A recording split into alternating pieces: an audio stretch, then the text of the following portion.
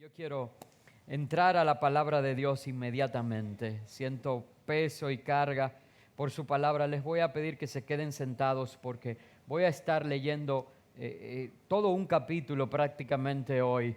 Y quiero que usted se concentre en lo que Dios le va a hablar. No quiero dejar de aprovechar la oportunidad para recordar a los líderes y a todos los equipos de trabajo que faltan por reunirse conmigo, a que por favor agenden sus reuniones a fin de que los trabajos de este año de la cosecha empiecen y que podamos organizar y marchar con un mismo objetivo. Así que por favor, en esta semana agéndenla a fin de que podamos organizarnos. Esta mañana quiero hablar con el tema Rey de Justicia, Rey de Paz. Rey de Justicia, Rey de Paz. Y voy a iniciar leyendo la palabra de Dios, primero unos 6 o 7 versos, y voy a empezar a compartir lo que Dios ha puesto en esta mañana en mi corazón. Este Melquisedec, rey de Salem, Hebreos, no cité, ¿verdad? Vamos a leer, di por entendido, ¿verdad? Que usted sabía que íbamos a ir a la carta a los Hebreos. En el capítulo 7, a partir del primer verso, vamos a leer casi todo el capítulo 7 hoy.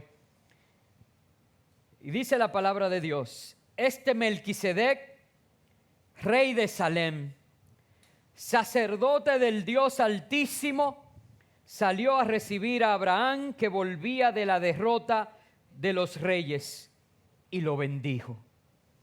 A él asimismo dio Abraham los diezmos de todo. Melquisedec significa primeramente rey de justicia y también rey de Salem, esto es, rey de paz. Nada se sabe de su padre, ni de su madre, ni de sus antepasados, ni tampoco del principio y fin de su vida. Y así, a semejanza del Hijo de Dios, permanece sacerdote para siempre. Considerad pues cuán grande era este, a quien aún Abraham el patriarca dio diezmos del botín. Ciertamente los que de entre los hijos de Leví reciben el sacerdocio tienen mandamiento de tomar del pueblo los diezmos según la ley, es decir, de sus hermanos, aunque estos también sean descendientes de Abraham. Pero aquel cuya genealogía no es contada de entre ellos, tomó de Abraham los diezmos y bendijo al que tenía las promesas. Y sin discusión alguna, el menor es bendecido por el mayor. Quiero en esta primera etapa dejarlo hasta aquí y que me presten atención, porque este mensaje que Dios ha puesto en mi corazón acerca del Rey de Justicia y el Rey de Paz tiene una carga social muy alta. Y la verdad que mientras preparaba este mensaje me preguntaba y decía: Señor, ¿tú quieres que yo hable esto? Y si nosotros estudiamos la vida de la iglesia, si estudiamos el ministerio de Jesús, si estudiamos muchos de los personajes bíblicos que están reflejados en la palabra de Dios, vamos a encontrar que siempre Dios, a través de su palabra, ha dado al hombre la solución para todas las necesidades humanas, sean estas físicas, emocionales, espirituales, aún políticas y sociales. Pudiéramos encontrar una narrativa tan interesante como la de la reina Esther y esa participación en la que Mardoqueo se levanta y la anima, prácticamente la pone contra la pared y le dice: bueno, si no quieres hacer nada, de algún lado Dios traerá respiro a su pueblo. Pero ¿qué tal? Y yo te digo, iglesia, ¿qué tal si para este tiempo has llegado? Vemos la historia a través de los años como ministros de Dios en Estados Unidos. Martin Luther King desde los púlpitos de las iglesias levantó una ola de transformación tremenda para acabar con la diferencia que había en su nación en términos de raza y de oportunidad.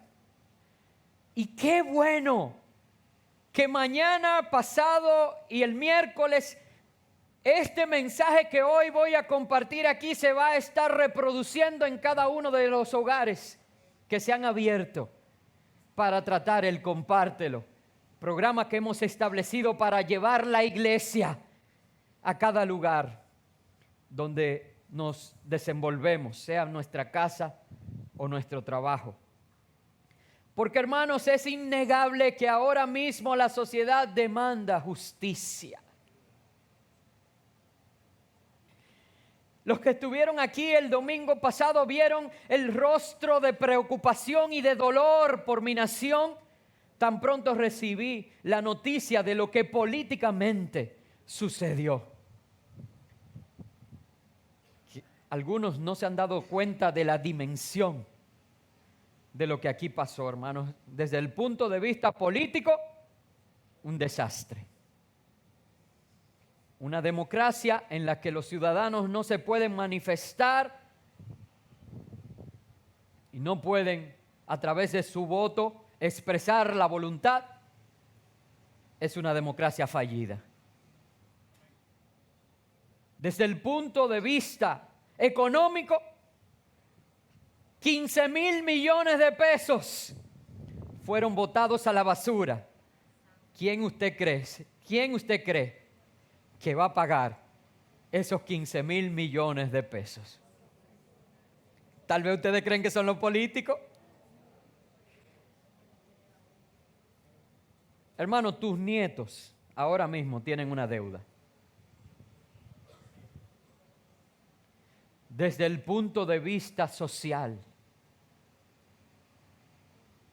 hermanos, desde el punto de vista socioeconómico, ahora mismo se podría, y yo no quisiera con esto ser y decir cosas que no me correspondan, pero provocar una recesión en la economía. Porque esta semana usted ha oído hablar de los productores de cacao, de bananos, de textiles, de exportación, de compra, de venta. ¿Usted ha oído hablar de eso esta semana?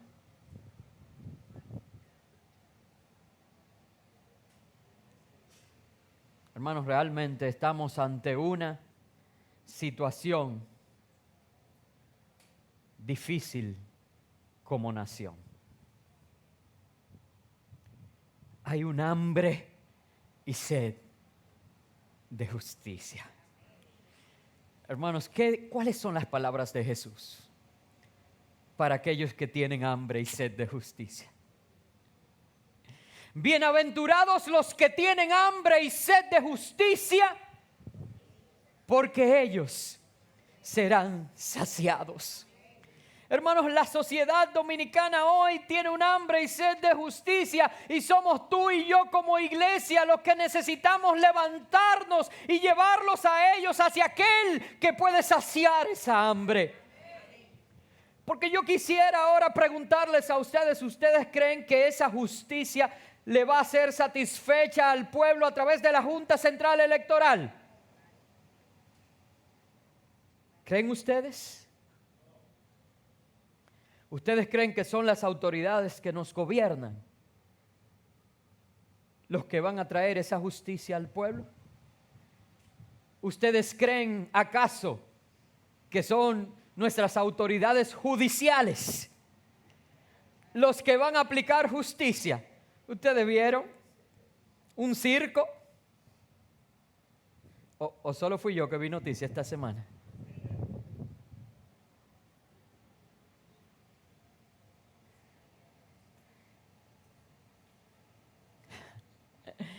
Hermano, yo no sé si algunos aquí tienen conocimiento de informática, pero un sistema con 9 capas de protección y de seguridad y que un técnico de Claro en una guaguita.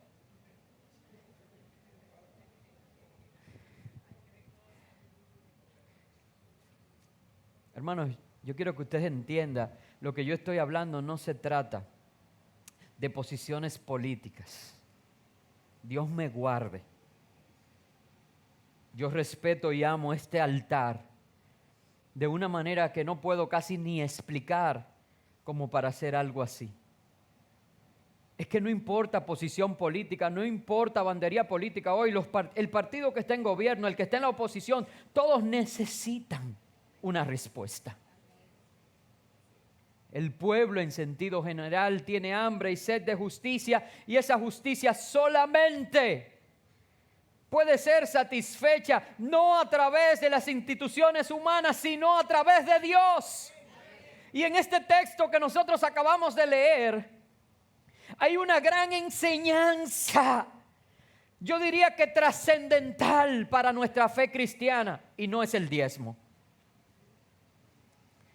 Usamos mucho este texto para hablar de diezmo y allí se está hablando de diezmo, pero hoy yo no voy a predicar de diezmo. Porque aquí se habla de un personaje que pareciera que salió de la nada, sin genealogía, sin referencias antes o después. Se alteró el orden establecido. Por eso es que el apóstol Pablo aprovecha esta epístola para hacer referencia a esta historia que está en Génesis.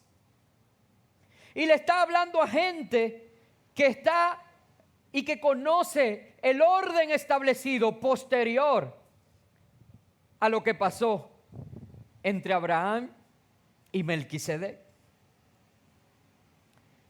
Con Abraham todavía no había sido establecido el pueblo de Dios.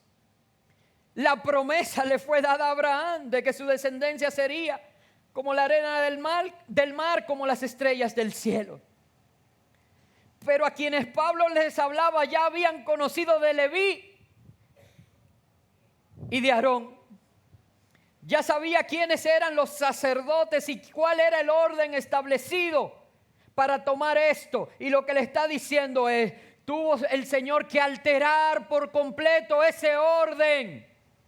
Porque los de Leví, los que están llamados por el Señor a recoger los diezmos de entre los hombres, de pronto en Abraham le estaban dando el diezmo a alguien que ni se sabe de dónde vino. Y va más allá el apóstol y no deja como dudas, no deja lugar a las dudas, sino que viene y les dice, lo que pasa es que Melquisedec era un tipo de Cristo. Y de igual manera como en ese tiempo Abraham dio los diezmos a Melquisedec sin que se hablara de la genealogía de este. Y dice más allá, dice, ¿ustedes saben a quién fue que bendijo? Al que tenía las promesas.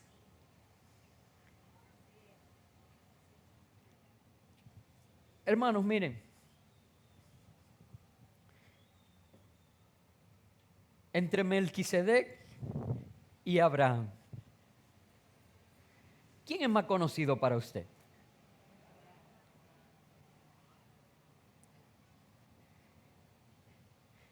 Y dice el apóstol aquí, escribe, y sin discusión alguna, el menor es bendecido por el mayor. Aún Abraham con sus grandes promesas maravillosas que de parte de Dios había recibido, hermanos, en quien serían benditas todas las familias de la tierra, incluyéndote a ti y a mí. Y es así. Hoy tú y yo somos bendecidos gracias a la promesa que Dios le dio a Abraham. Sin embargo, lo bendijo Melquisedec. De igual manera, sin salir de la tribu de los sacerdotes, sin el linaje que se esperaba, sin el poder político con lo que los judíos esperaban a su Mesías. Dios levantó un sumo sacerdote de quien no se conoce principio ni fin, porque es el alfa y la omega. Aquel que es Dios fuerte, Padre eterno, príncipe de paz. Se levantó para reinar para siempre y reinar en justicia, porque es un rey justo. Y reinar por la paz y en paz, porque es un rey de paz. Hermanos, tú y yo tenemos que levantarnos y asumir el papel y el rol que nos corresponde y hablarle a nuestro país en este momento. Y decirle a aquel que realmente es justo y aquel que puede traer paz a la nación. Porque son en momentos como este que se necesita que el evangelio se haga vida en nuestras vidas. Porque hay muchos que tratando de saciar o aprovechando la indignación y el deseo de justicia y de paz de la gente, crean incertidumbre y caos. Mucha sangre y muchas guerras se han peleado en favor de la paz. Pero la palabra de Dios dice en Isaías 53:5 que el castigo de nuestra paz fue puesto sobre Jesús. Tú y yo podemos tener paz, nuestra nación puede tener paz si voltea la mirada al Calvario, donde Él dio su vida por ti y por mí, a fin de que nosotros podamos vivir vidas santas, libres de la muerte y del pecado, y una vida de justicia y de paz. ¿Saben? Yo sé que hoy resulta incómodo para algunos escucharme hablar de esto, y lo hago con toda responsabilidad y sabiendo que, como dije, se va a estar hablando también en los compártelos, porque en la Biblia he encontrado todo el fundamento que necesito. No es la primera vez que a Jesús se enfrenta a situaciones políticas.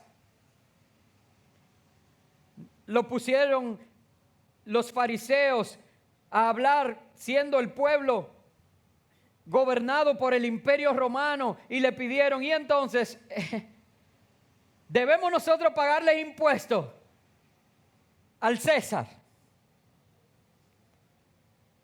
Y el Señor tomó una moneda y dijo, ¿de quién es la imagen que está en la moneda? Del César. Pues dar a César lo que es de César, y a Dios lo que es de Dios. Hermano, lo que está claro es que nosotros tenemos que voltear la mirada de aquellos que buscan justicia, no hacia aquellos que no pueden proveerla, sino hacia aquel que es la solución.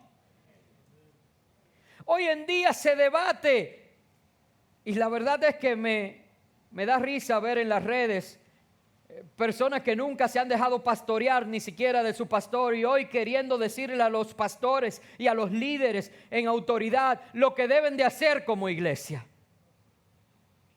Hermanos, cada uno conoce su responsabilidad delante de Dios, y quien les habla puede hablar con autoridad de eso, porque el domingo al salir de aquí redacté un comunicado en nombre de la institución que presido, en la cual llamé a la nación a orar, a ser prudentes, a humillarse delante de Dios y a procurar la paz de nuestra ciudad. Quien les habla al otro día fue a Televisión Nacional, y fuimos convocados los representantes de 4 de las más importantes instituciones cristianas, y el pastor Vidal, que tiene un espacio en ese programa, nos convocó, y cuando llegamos solo yo fui. Y yo le dije, ¿pero usted habló con ellos? Sí, no se apure, yo voy a hablar en nombre de todos ellos. Y en 2 minutos dije que en nombre no solamente de la institución que presido, sino de esas otras instituciones, oraba y llamaba al pueblo a orar por la paz, por la prudencia, que íbamos a estar atentos a la crisis, que íbamos a cumplir el rol que nos corresponde y llevar la palabra profética. que la iglesia tiene que dar a la nación, pero que no íbamos a permitir tampoco que personas inescrupulosas quisieran pescar en ríos revueltos. Hermano, ¿usted nunca ha oído en una situación como esta que matan a uno de los grandes políticos? En todas las elecciones y en todos los procesos hay muertos.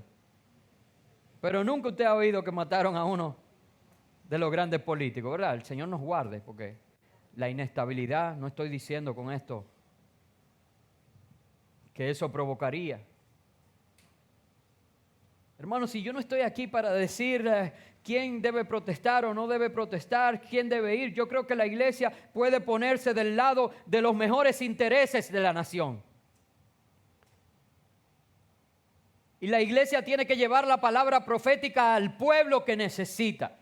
Y hay reclamos que si son justos de parte del pueblo, la iglesia debe apoyarlos.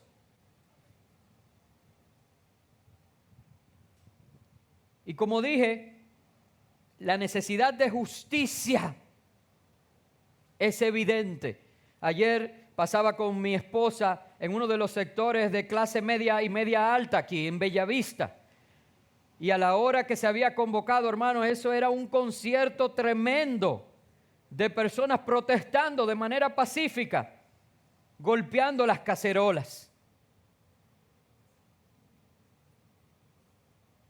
Y nosotros pasamos el tiempo, fuimos, hicimos una diligencia y cuando regresábamos ya había pasado el tiempo, ya se habían callado y de pronto se empieza a escuchar de nuevo fuerte y veo que la gente empieza a salir en un sector de gente rica.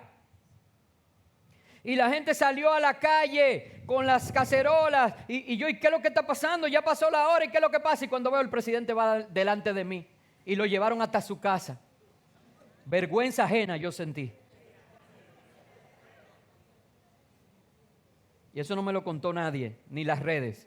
Ulises y yo estábamos detrás.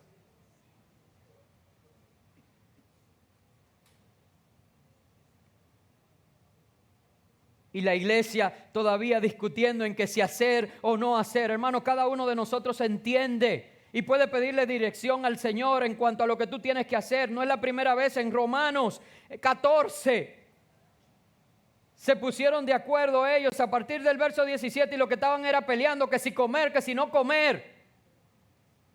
Y fue necesario que Pablo escribiera a los romanos y le dijera, porque el reino de Dios no es comida ni bebida, sino justicia, paz y gozo en el Espíritu Santo.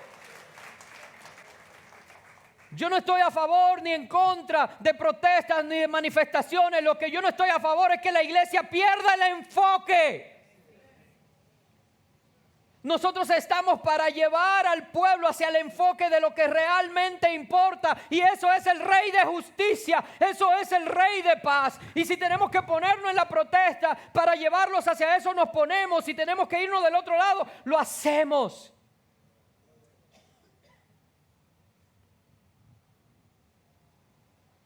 Y no puede la iglesia dejarse llevar de un lado a otro, porque los políticos son muy astutos, hermanos.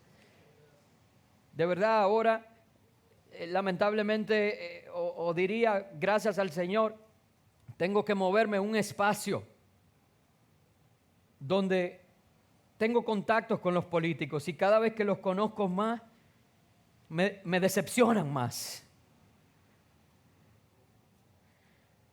Yo lo dije el otro día aquí en la iglesia que me invitaron a escuchar las propuestas de un candidato y estuvimos ahí la comunidad evangélica entera y yo también, vamos a escucharlo porque para uno poder identificar sus valores. Y ese día yo hasta llegué tarde, iba al aeropuerto, iba de viaje y llegué hasta tarde al aeropuerto por cumplir.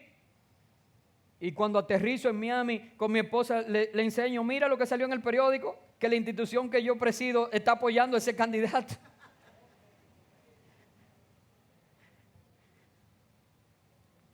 Los políticos son astutos. Pero la iglesia no se debe dejar manipular. La iglesia tiene que mantener su enfoque. Y hoy aquí yo toco un tema social, pero mi enfoque no está en las protestas. Mi enfoque no está en decir si son justas o no, si deben apoyarla o no. Hermanos, cada uno de ustedes tiene el Espíritu Santo. Pídele a Dios qué quiere Él de ti. Mi enfoque está en que la justicia Y la paz que este pueblo necesita solo se encuentra en Dios. Y lo vamos a terminar de leer en Hebreos en unos minutos, pero antes quiero decir, porque hablé de esto y hablé de que cada uno le pida al Señor dirección, pero hablé también de que la iglesia debe aprovechar cada oportunidad. Y yo decía, están protestando, es el pueblo que está protestando, son los jóvenes. Miren, es más, yo le voy a decir, yo me alegro de esas protestas. ¿Por qué? Porque la mayoría de los que están ahí son generación Z. Y lo único que yo estoy viendo es lo que yo estoy enseñando en el país completo.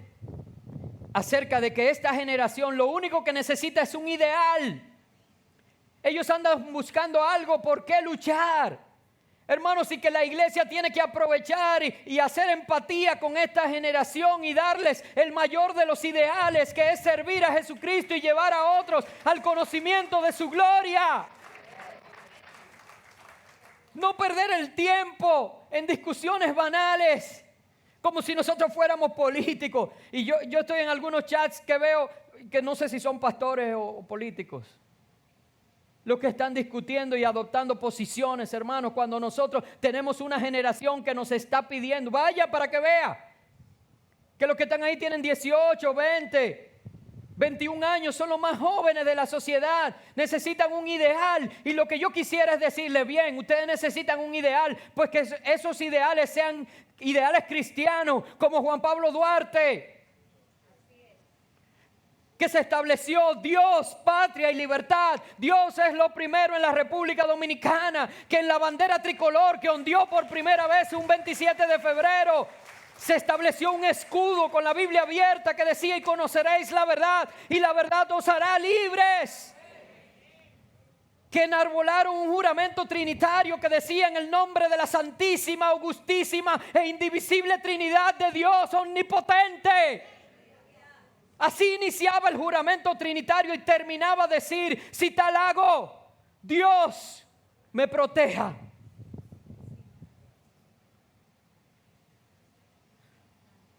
Y si no, mis consorcios me castiguen el perjurio y la traición si los vendo. Hermanos, esta no es una nación laica, esta es una nación cristiana, esta es una nación fundamentada en los principios de la Biblia. Y tú y yo tenemos que ir donde esos jóvenes y decirle: ustedes necesitan un ideal, luchen por nuestra patria, sí. Pero luchen por la patria cristiana que fundaron nuestros patricios. Yo quisiera encontrar 2 o 3 que me digan: pastor, déjame ver, al mayor la botellita de agua cuestan 8 pesos. Que me digan: pastor, vamos a coger 10,000 pesos, vamos a comprar 1,000 botellitas de agua y vamos a ponerle un sticker que diga: y si bebes del agua que yo te daré, no volverás a tener sed jamás, Jesús. Y vayamos el jueves y la repartamos allí. Yo no tengo problema con eso, hermanos, porque lo que yo quiero es llevar esta generación al conocimiento del Rey de Justicia y del Rey de Paz. Es necesario, amados hermanos, que nosotros los guiemos a una verdad que está más abajito, aquí mismo en la carta de los Hebreos, porque hay hambre y hay sed de justicia. Yo quiero que usted vaya conmigo a los versos 20 en adelante. Dice, vamos a leer a partir del 21. Porque los otros ciertamente sin juramento fueron hechos sacerdotes, pero este con el juramento del que le dijo: juró el Señor y no se arrepentirá, tú eres sacerdote para siempre, según el orden de Melquisedec. Por tanto, Jesús es hecho fiador de un mejor pacto. Y los otros sacerdotes llegaron a ser muchos, debido a que por la muerte no podían continuar. Lo que está diciendo es que los hijos de Leví eran llamados al sacerdocio y ministraban y morían. Saben, yo fui llamado como su pastor y un día voy a morir. Si Cristo no ha venido, ustedes tendrán otro pastor.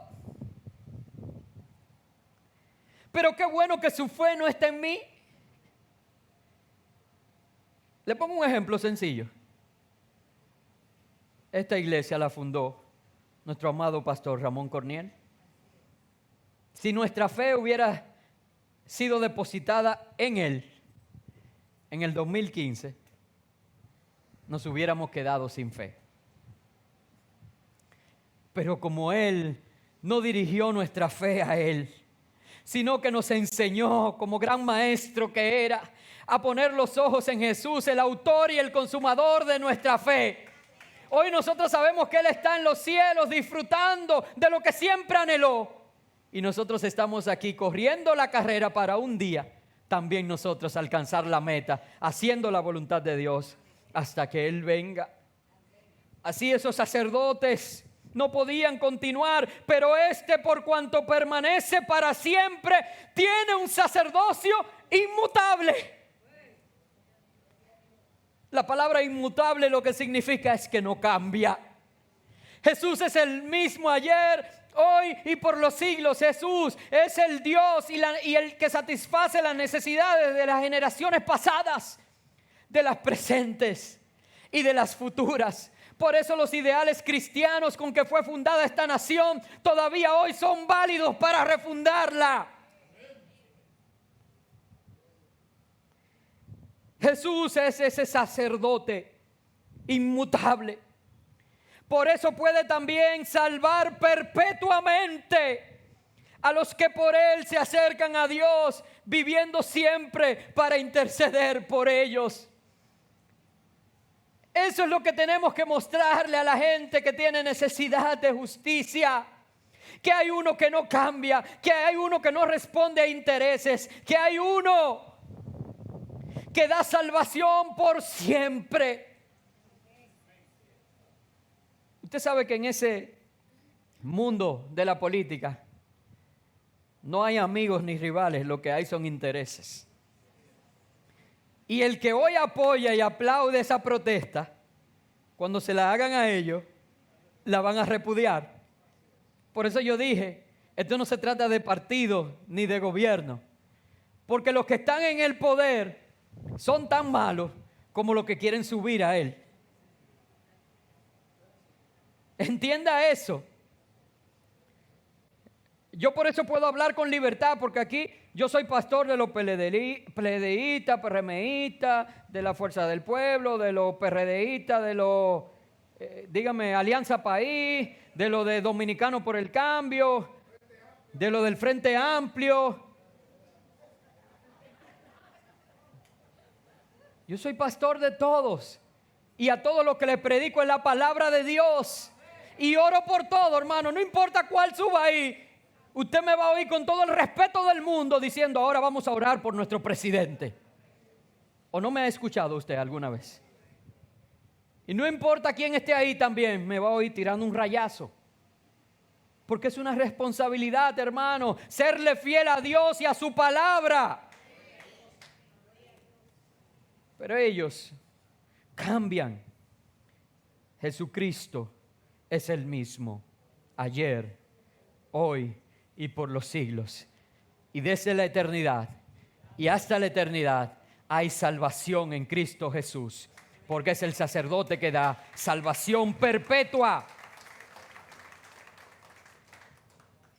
Y mira cómo lo sigue diciendo el apóstol Pablo a partir del verso 26, y dice, y tal sumo sacerdote nos convenía. Aleluya. Tal sumo sacerdote nos convenía, santo, inocente, sin mancha, apartado de los pecadores y hecho más sublime que los cielos. Hermanos, esta descripción que da de nuestro sumo sacerdote enamora. El leer esto, hermanos, a cualquiera le hace seguir. Yo pudiera decir aquí las virtudes de cada uno de los líderes políticos actuales. Y yo estoy seguro que a cada uno de ellos usted le va a encontrar fallas y va a encontrar resistencia. Solamente de pensar hacer ese ejercicio ahora, usted me ve que me estoy como sonriendo, me da risa, no lo voy a hacer. Pero si yo trajera aquí 3 o 4, 5, 6 candidatos de los que están ahora terciando y menciono su nombre, el fervor que se va a armar ahí es terrible, porque cada uno de ellos tiene cosas que se le puede señalar. Pero cuando describe aquí a nuestro sumo sacerdote, dices que nos conviene uno así porque es santo, porque es puro, porque es sin mancha, porque está apartado de los pecadores, porque es más sublime que los cielos. Ustedes recuerdan lo que el salmista decía de los cielos, ¿verdad? Los cielos cuentan la gloria de Dios y el firmamento anuncia la obra de sus manos. Sin embargo, el apóstol Pablo dice, este sumo sacerdote es más sublime que los cielos. Hermanos, presentemos este sumo sacerdote a esta generación. Hermanos, hablemos, motivémoslo a ellos a luchar por su patria, sí. Pero hermanos, que eso sea basado en el conocimiento de que solamente Jesucristo puede traer salud, bendición y salvación a nuestra patria. Dice que este sumo sacerdote, verso 27, no tiene necesidad de ofrecer cada día como aquellos sumos sacerdotes por ellos mismos primero, por sus propios pecados, porque Él no conoció pecado. Fue semejante a ti y a mí. Se humilló a ser como uno de nosotros, pero nunca pecó. 100% Dios, pero 100% hombre. Y desde la condición de hombre nos mostró que se puede vivir una vida sin pecado. ¿Cómo? Solo en Él y a través de Él. No era necesario que presentara por sí mismo primero sacrificios y luego por los del pueblo, porque Él esto lo hizo una vez y para siempre, ofreciéndose a sí mismo.